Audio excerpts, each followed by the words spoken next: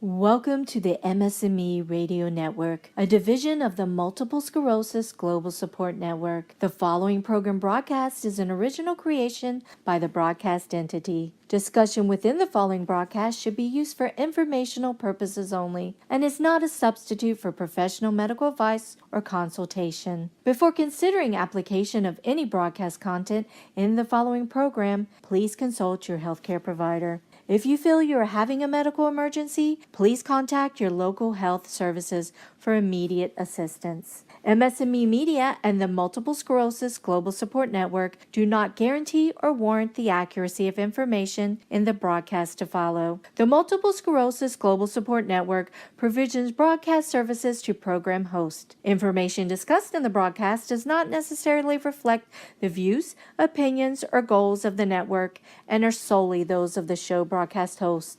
Should you wish to host a broadcast, please visit our website at msmemedia.com and submit a request to become a program host. We thank you for listening to the MS&Me Radio Network. Enjoy the show.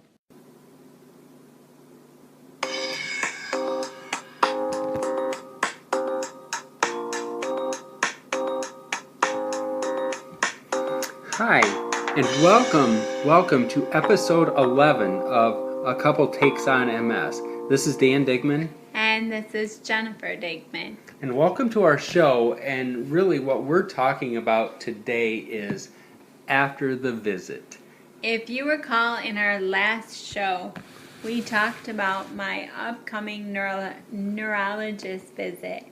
And I saw my doctor, Dr. Braley, at the University of Michigan Hospital on Monday, and Dan and I just want to talk about a few things we learned or tips.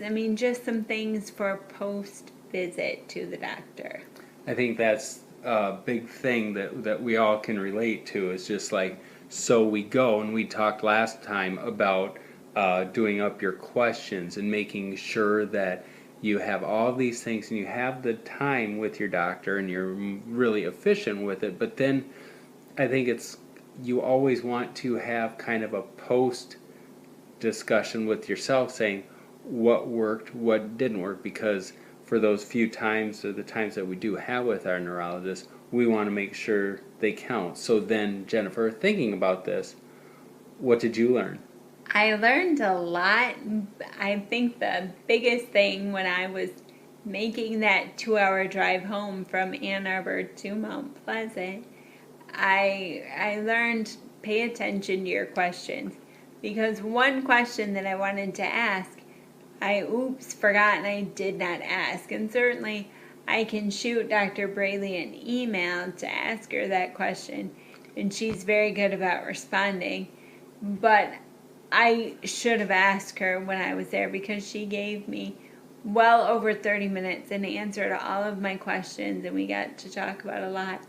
But I wanted to ask her about my itchy scalp.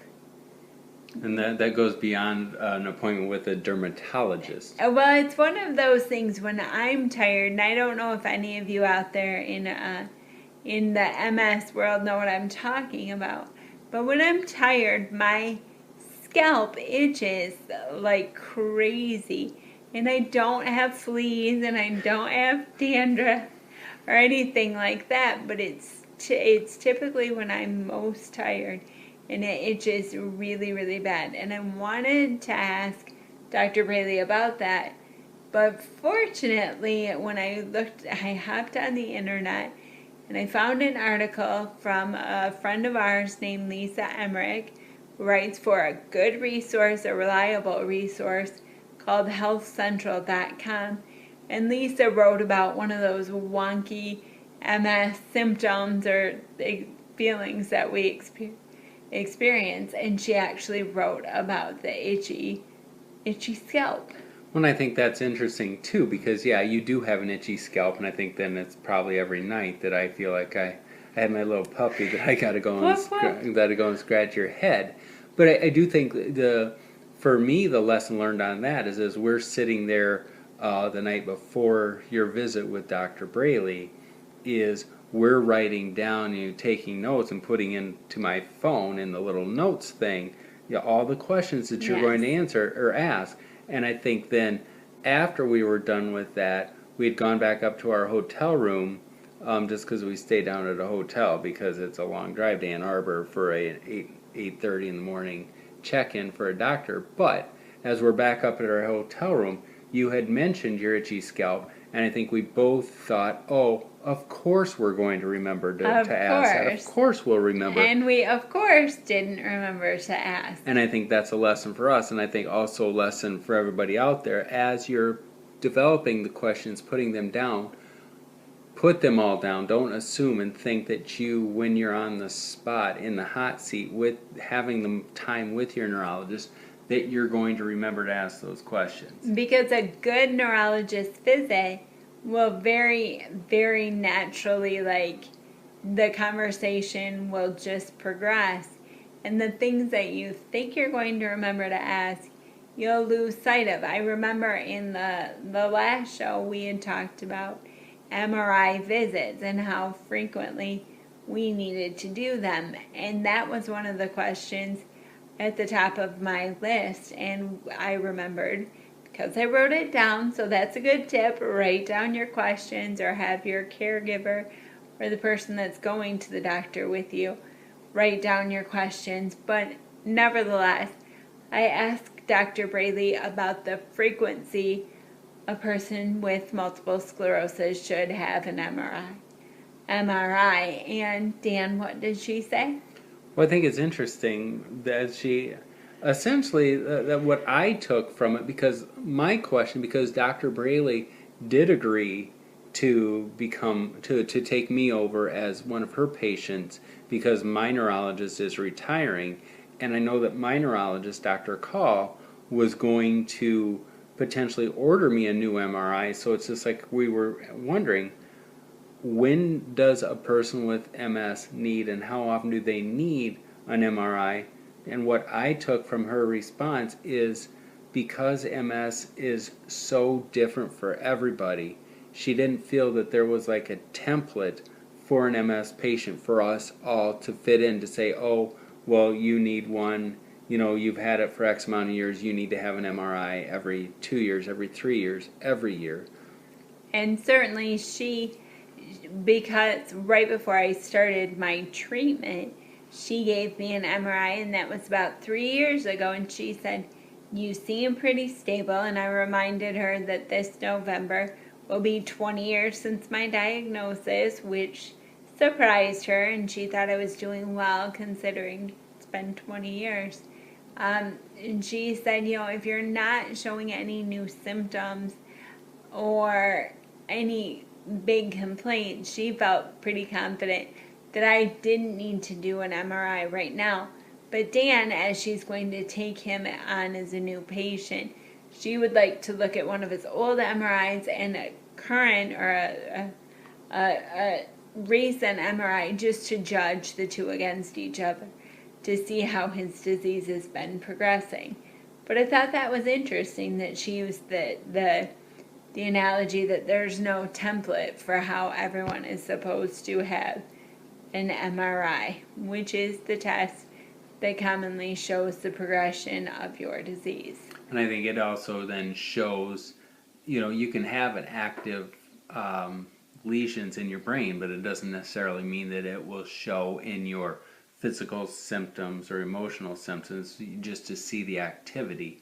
And I guess I'm always afraid, I'm not afraid to get an MRI, but I'm always afraid to see the results of my MRI, just in the sense that I think on the surface, I seem to be doing pretty well. Right. But you don't want to see what's hidden in your head. Absolutely. When they talk about an invisible illness. And black holes. I know the first time I heard black hole, that really kind of freaked me out. And if you don't have a doctor that you trust or you feel comfortable talking with, the results of the MRI can be a little scary. And I know some people are really, really comfortable and confident knowing exactly where their lesions are. And that's great. But again, there's no template for how often you should do it. and what each lesion means as far as I know. And certainly if you have information that you'd like to hip Dan and I to, please send us an email. But I just feel pretty confident that I'm holding my own, and I think you are too. Yeah, well, thank you. I think You're welcome. because I agree that you're holding your own. I think that after your 2 decades, I'm a couple years behind you.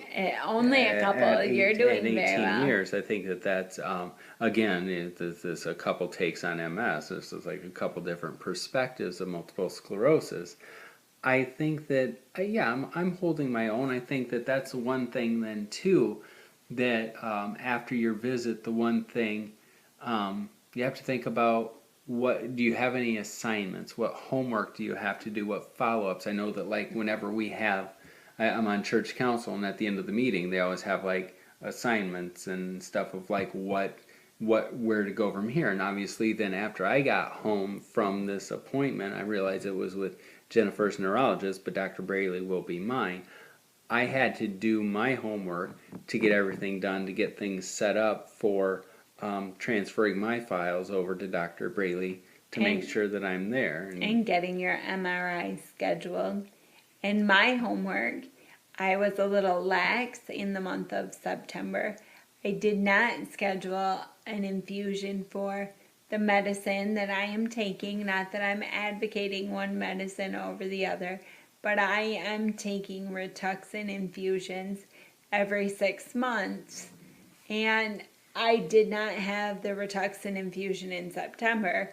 And Dr. Braley just told me, you need to get on that, Jennifer. You need to, I was feeling a little weaker, and she didn't attribute that to my going over, but she thought certainly, the sooner the better. And so today I scheduled my next Rituxan infusion, which will be in about a week and a half. And that's good to get that homework done. And Dan got his MRI and his records. He got that process started so he can full on become Dr. Braley's patient.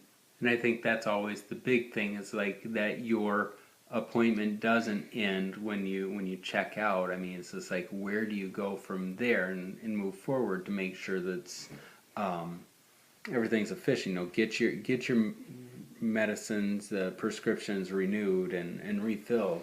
And just like me, I don't know if you, as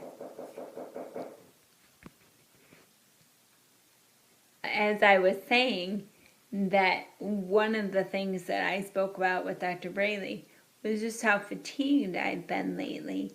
And I also saw another doctor in addition to my neurologist.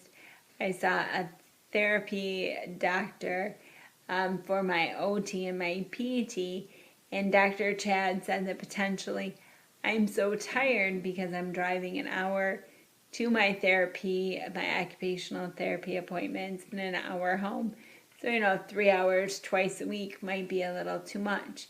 So my homework for him was to slow down, maybe not see my OT, as great as Nicole is, maybe not see her twice a week, just get some exercises to do at home that I can do with Dan or my caregivers, and just work on my own so that I'm more efficient with my energy.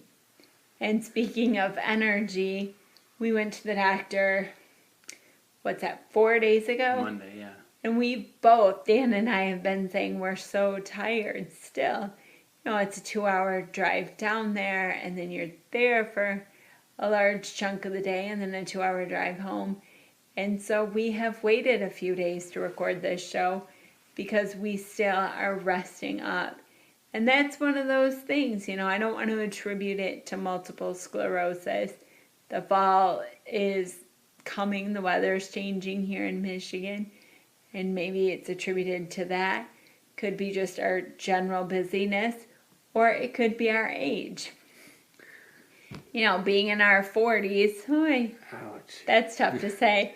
It could just be that we're getting a little older, and it has been almost 20 years for us both that we've been living with this disease. So we have to cut ourselves a little more slack.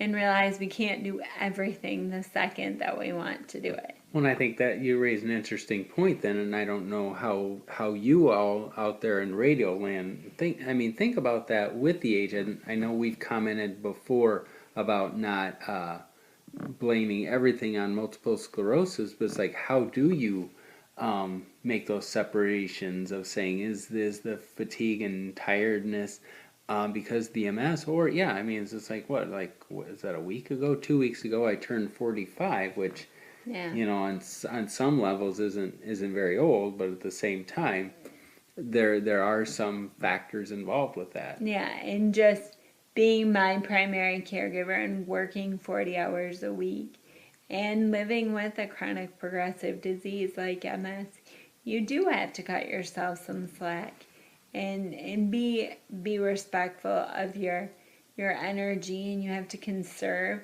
And if that means ordering out for dinner, much like we've done tonight, ordering something so that Dan doesn't have to cook. And it doesn't mean that I don't cook, but I really don't, let's be honest. So that Dan doesn't have to go along, expend a lot of energy to cook.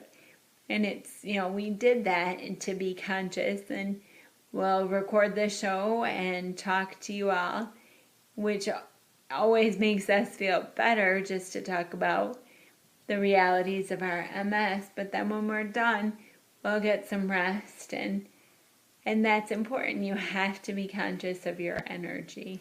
Well, I think that's the big thing, and that's where, in talking with the doctors and stuff, making sure that they're conscious, or that they can talk to you about perspectives on conserving your energy. And I think that's the one thing that I'm proud of us, and I think that's what we all with MS need to do, is, like you said, just cut ourselves slack and just know that this is the reality. I think for as much as we want everybody else to understand, I mean, especially when you're living with an illness that a lot of the symptoms and stuff are hidden and nobody else can see, as much as you want people to understand what you're going through, understand for yourself, and be your best advocate too, in terms of the understanding. And I think that's where I was really happy. I came home from work, and I know we had talked at lunch that we were going to do taco salad tonight for dinner, and just how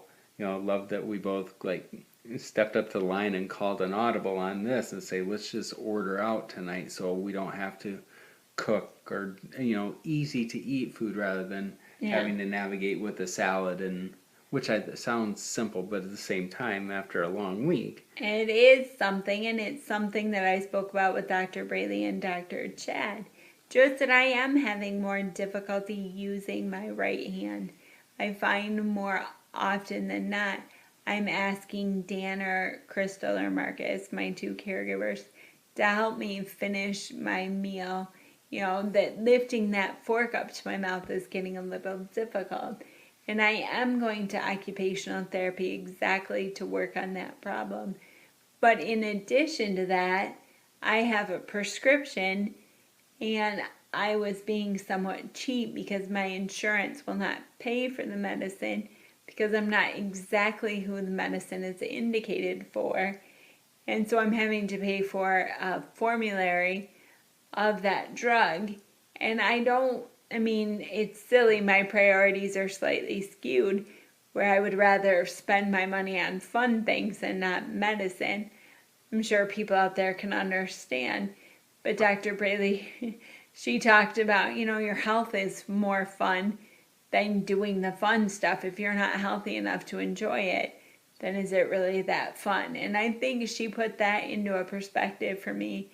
And I refilled my prescription, and I put that priority on my health more than just, cute, fun stuff like fingernail polish, or, just the silly little things that I was putting in front of my health. And I think that was a good lesson to come from the visit. When all is said and done, then, how did you feel after the doctor visit? I mean, you talked about what you do and the following up, and saying, okay, I forgot to ask this question, I forgot to ask. Do you think you were really prepared, and was it a beneficial visit, and how do you determine that? I thought it was a very good visit. That was a really good question, Dan. I am a reporter. I know that. That's a good point. I thought it was a really good visit, and I felt really knowledgeable, or I felt really prepared for my questions for Dr. Chad. You know, considering at 9 o'clock in the morning, I felt without coffee because of the whole MS bladder. I'm sure y'all understand. I felt really prepared and I asked good questions and they were good visits. And I used that time effectively and I got answers for everything except for my itchy scalp. But if I want to send an email to my doctor, I can do that. And I have a plan of attack for, I will see Dr. Braley in 7 months. And I do feel like I have a definite plan of attack. So I thought it was a good visit, and I remember you commenting that you thought it was a good visit as well. I did. I thought that it was good, and I mean that's the interesting thing is I'm not Dr. Rayleigh's patient yet. I mean I will be, but even at the same time, what I liked about her even before Dr. Call planned his retirement, she's a great physician, a great neurologist, in the fact that I was Jennifer's caregiver and she paid attention to Jennifer but always was cognizant of me and asked me if I had questions, knowing that I'm an equal part in this relationship. Obviously you carry, with that relationship between you and Dr. Braley, I mean you are the primary players in that, but I seeing and recognize me as a supporting cast and member. She understood that you're my caregiver and that your health is almost as important as mine, because if my caregiver starts to languish, if that's the right word, and not do as well, that my health is going to pay the price as well. So she saw us, our married couple, she saw me as the patient, but she saw us together, and recognized that my health was contingent on you. And when you go to the patient, when you go to see her in the future, she will probably see it the same way, that your health is contingent on me. And so I like that. And I think that that dynamic of having a doctor that sees the whole family or the whole couple, the whole person, that really helps the doctor treat you better. And I think that's part of the reason that she's such a great doctor, and I'm blessed to have gone to her for the last 7 or 8 years. Well, I think also too that recognizing the whole thing, but making a priority that you are the patient, not looking to me because I'm the caregiver who's right. supposed just because we've talked about how people, when we're together, they direct things to me and not you. So. And that is one of those things where it's really easy as a woman in a wheelchair, and I don't know if it's because I'm a woman or it's because I'm in the wheelchair, but it's easy to look to my caregiver and talk to my caregiver more than me. And that is a story for another show. I'm sure there could be a lot of feedback about that. But that I get talked to by my doctors, by both doctors in that visit, and that's really important. And I would advise anyone who doesn't feel like they're getting 100% of the doctor's attention, where they're talking more to your caregiver, more to your spouse than they are to you, to maybe think about getting a new doctor or redirecting, refocusing that doctor, like, hello, I'm the patient. Pay attention to me, because that's, I'm not saying that Dan's opinion isn't important, but I have to make the treatment choices and decisions that are best for me. I guess then the question, as we talk about how it was a good visit, what would have to happen, or what would have had to have happened to have made that not a good visit? For Dr. Braley not to talk to me, for Dr. Braley not to answer my questions completely, to the point I learned quite a bit. And it's the fact, I've been diagnosed for almost 20 years. and I still had questions about an MRI, which seems like MS 101, but Dr. Braley, she took the time to explain about the template and how no two cases are alike and thus shouldn't be treated. There's not a cookie cutter plan that works for everyone. So I think a bad visit would have been a doctor who wasn't patient enough to explain that and to answer my questions. So I think it was just a really good visit altogether, and I hope for everyone out there listening to Dan and my story today that they have good visits with doctors and neurologists like that. And I encourage you, if you don't, maybe you should think about finding or looking for someone else. And the National MS Society is a great resource to point you into the right direction. And find other people in your community that are living with multiple sclerosis that have a doctor that they would recommend. And I think then once you find that, that good doctor that's highly recommended, I think really at the core of this, it wasn't just you showed up to the doctor and it was a great visit. I mean, a lot of the reason that became a good visit or was a good visit is because of your preparation going into it, that you had your questions written, you knew what you needed to ask, you were ready and you had the notes. And I think that's the key, or what something to encourage everyone out there is, like, when you go to the doctor, have your questions ready. Be engaged, but have realistic expectations. Like we talked about in the last episode, your doctor will have about 30 minutes with you, so make those moments count and be engaged, be educated, and really make that visit work for you. And then once the visit is over, take the time to assess and evaluate what was good about the visit, what wasn't so good, how you can improve it for the next time that you see your doctor, because they're one of the key players on your team in this fight against multiple sclerosis. So I want to thank you all again for taking the time to talk with us and just hear us and get some perspectives. We look forward to hearing from you all. Check us out online on our website at danandjenniferdigman.com, or go look us up on Twitter at dangendig.com or dangendig. Yes, that's Twitter, not a website. That's our handle, if you will. We will. Well, until next time, we appreciate everything with the MS&Me Radio Network for including us in this lineup. We appreciate you spending the time with us. And thanks to Blue Giraffe Kid for putting together the theme music for A Couple Takes on MS. Until next time, this is Dan Digman. And Jennifer Digman. Have a good week, and we'll talk to you soon.